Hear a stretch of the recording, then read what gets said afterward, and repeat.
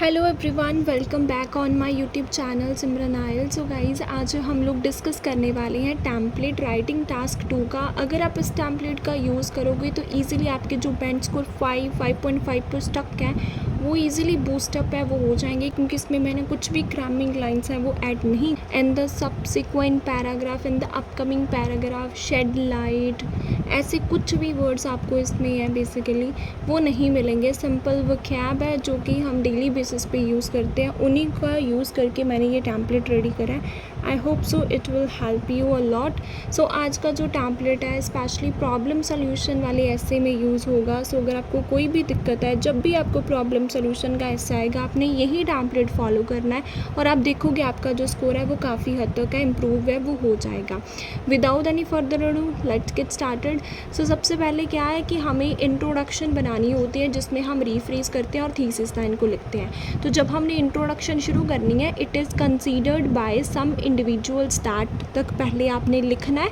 उसके बाद जो भी आपके पास क्वेश्चन होगा उस क्वेश्चन की आप पैराफ्रेजिंग करोगे। जिसका सिनोनियम आता होगा ठीक है, जिसका नहीं आता होगा वो वर्ड सेम का सेम यहाँ पे आप लिख सकते हो।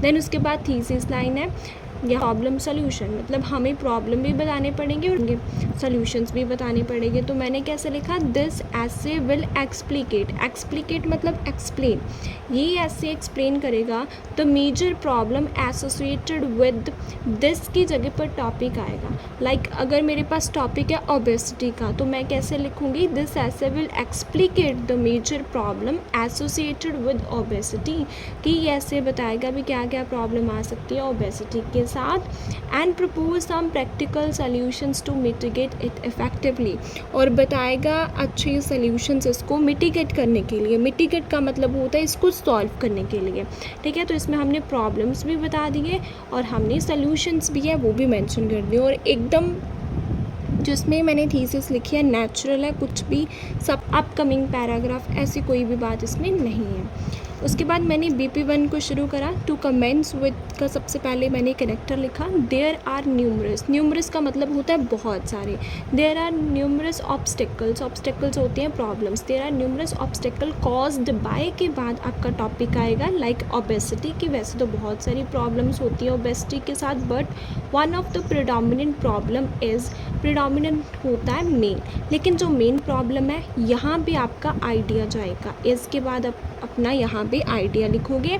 टू एक्सप्लेन का यूज़ करके उस आइडिया को आप अच्छे से 2-3 लाइन में अच्छे से एक्सप्लेन करना है आप लोगों ने, ठीक है। For example, a recent report published in the newspaper highlighted that तक पहले आपने लिखना है। उसके बाद आप यहाँ पे एग्जाम्पल बेसिकली है वो क्रिएट करोगे। अब इसमें एक चीज़ का आपने ध्यान रखना है, जो आपका आइडिया होगा उसको ही आपने एक्सप्लेन करना है, उसको आप एक्सप्लेन करोगे और उसी आइडिया के ऊपर आपको एग्जाम्पल बनानी पड़ेगी। क्योंकि काफ़ी ज़्यादा स्टूडेंट्स क्या करते हैं, एक्सप्लेनेशन कुछ और होती है, आइडिया कुछ और होता है, एग्जाम्पल तो आइडिया के साथ लिंक ही नहीं होती, और फिर वो ये एक्सक्यूज़ेस देते हैं कि हमारा स्कोर राइटिंग में नहीं आता। जब आपने अच्छा स्ट्रक्चर ही नहीं फॉलो करा तो आपका स्कोर कैसे आएगा, ठीक है। और BP1 में हम सिर्फ प्रॉब्लम्स बताएंगे एंड BP2 में हम सॉल्यूशंस बताएंगे। Further more pressing issue is, यहाँ पे आपका दूसरा आइडिया जाएगा, ठीक है। उस आइडिया को अच्छे से आप एक्सप्लेन करोगे।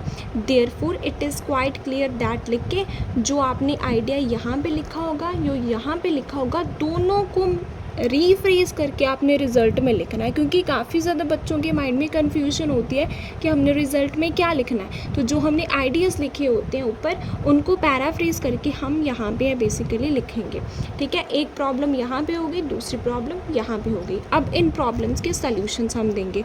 अब एक चीज़ का अपने दिमाग में ध्यान रखना, वो ये है कि आप लोग क्या करते हो, प्रॉब्लम्स कुछ और होती हैं, सोल्यूशन किसी और ही प्रॉब्लम के दे देते हैं। ऐसे नहीं करना है। जो ऊपर आपने प्रॉब्लम्स बताएंगे दो, उन्हीं प्रॉब्लम्स के सॉल्यूशंस हम BP2 में बेसिकली है वो मेंशन करेंगे।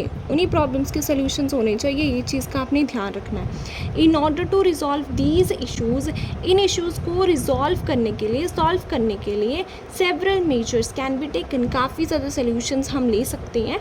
The most effective solution is, जो सबसे अच्छा वाला सोल्यूशन है यहाँ पे आपका सोल्यूशन जाएगा 1,